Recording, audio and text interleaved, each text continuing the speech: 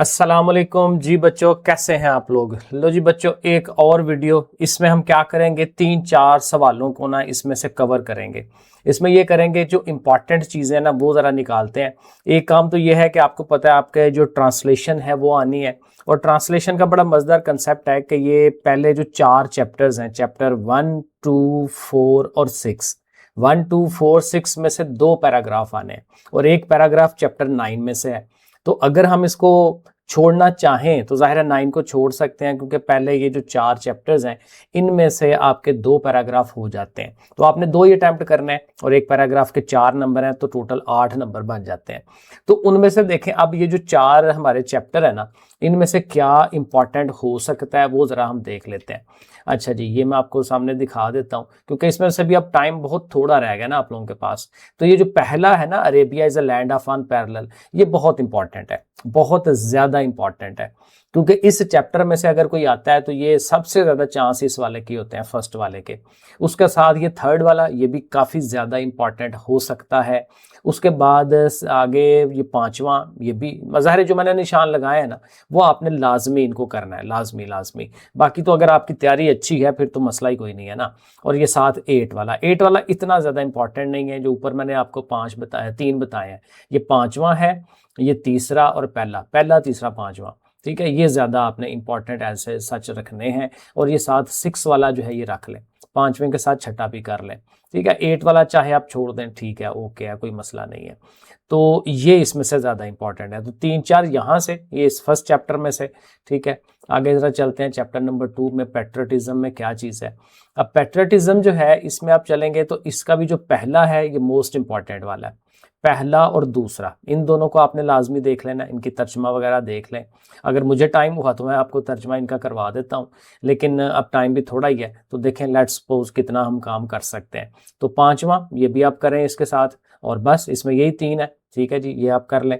उसके बाद हमारा चैप्टर 4 है, उस पर हमने जाना है, क्योंकि बीच में तो पोएम आ गई ना। तो चैप्टर 4 हमारा आ गया, किधर गया, एक तो एक्सरसाइज बहुत लेंथी होती है।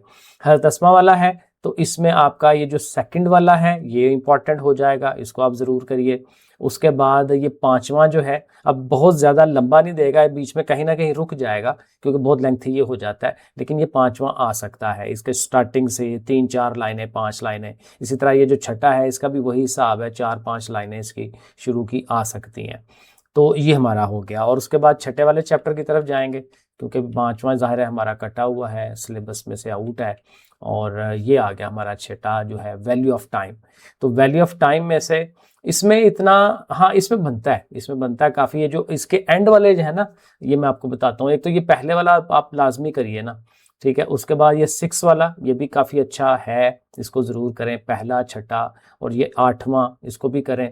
अब देखिए मैंने निशान लगाए हैं, 9वां 10वां, ठीक है, 8वां 9वां 10वां और ये 12वां। ठीक है, बस यहाँ तक।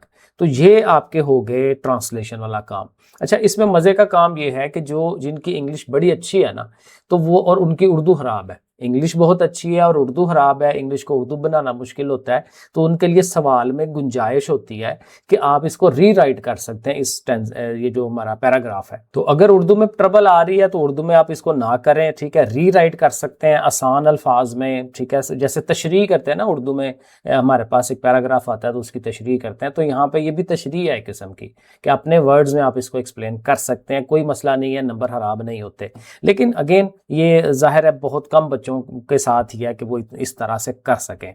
उसके बाद आपका जो एक और सवाल है समरी वाला, तो वो भी ज़ाहिर है 2 तो पोएम्स हैं, वो तो ज़ाहिर है आपने समरी कर लेनी है दोनों में से। एक डैफोडिल है, एक इफ़ है, तो दोनों में से कोई एक आ जाएगा, क्योंकि डिफरेंट बोर्ड है, किसी को डैफोडिल दे देंगे, किसी को इफ़ वाला दे देंगे।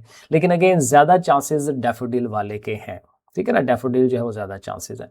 उसके बाद हमारी अब एक सवाल जो है, अब ये जो समरी वाला है ना, इसके 5 नंबर है, ठीक है, तो 5 नंबर है, इसके साथ स्टेंजा आता है, लेकिन सारे लोग समरी ही करते हैं, स्टेंजा की तरफ कोई नहीं जाता। इसके बाद ये एक सवाल आपका 8 नंबर का, या तो लेटर है या स्टोरी है या डायलॉग है। अब इसमें मैं निशान आपको लगा देता हूँ अहम चीज़ों का, जिसने जो रेडी किया हुआ है, क्योंकि इनमें से कोई एक चीज़ करनी है। अक्सरियत लोग लेटर्स करते हैं, ठीक है, लेटर में क्योंकि उसका अपर पोर्शन लोअर पोर्शन उसके पक्के नंबर होते हैं, और मिडल वाले के शायद आधे नंबर उसके होते हैं। ठीक है, इस तरह से करके। तो ये ज़्यादा नंबर लेटर में से मिलते हैं। लेकिन फिर भी देखें, अगर आप स्टोरी याद कर रहे हैं तो फार्मर एंड हिज सन, क्योंकि ये देखें यहाँ से आनी है, ये जो आपकी ग्रामर वाली बुक है ना, इधर से चीज़ें आनी होती हैं। अब फार्मर एंड हिज सन्स वाला जो स्टोरी है ये आप कर सकते हैं, इसको इंपॉर्टेंट के तौर पे ले लें अगर आप स्टोरी कर रहे हैं तो।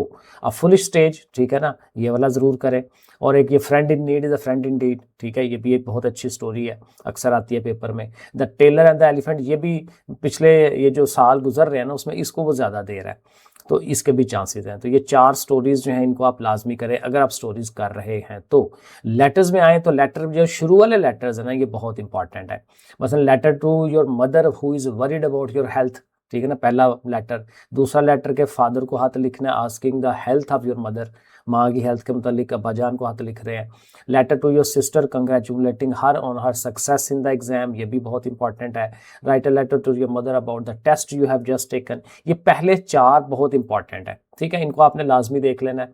उसके बाद ये 8 वाला जो है, write a letter to your friend requesting her to spend her spring holidays with you, ठीक है, ये हो सकता है। और उसके बाद ये 10 वाला कि लेटर टू फ्रेंड लिखना है requesting him to lend you some books, ये लेंड यू। लेकिन ये देखें इन सब में ना सबसे इंपॉर्टेंट जो शुरू के 4 है ना वो मोस्ट इंपॉर्टेंट है, उनमें से अक्सर उनमें से एक आ जाता होता है, ठीक है। आगे वाले भी हैं किसी हद तक, लेकिन वो शुरू वाले ही ज़्यादा इंपॉर्टेंट है।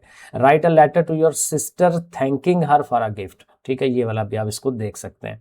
तो ये लेटर हैं। और इसके अलावा अगर किसी ने डायलॉग की हैं तो डायलॉग भी इसमें सिर्फ 5 डायलॉग हैं, अगेन वो थोड़े चीज़ें रह जाती हैं, ठीक है, तो डायलॉग आप कर सकते हो। एक तो ये सबसे इंपॉर्टेंट जो डायलॉग है ना between teacher and a student, एक ये वाला सबसे ज़्यादा इंपॉर्टेंट, और एक और है नीचे वो टेलर वाला है, शायद ये क्या चक्कर है अभी देखते हैं।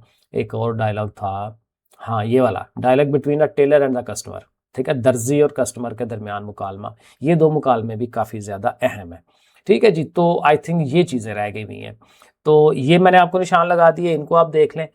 बाकी एक रह गया एक्टिव वाइज पैसिव वाइज, बाकी मैंने तकरीबन सारा जो पेपर है ना उसको हाथ लगाने की कोशिश की है ताकि आपको मैक्सिमम ज़रा ना हेल्प मिल जाए।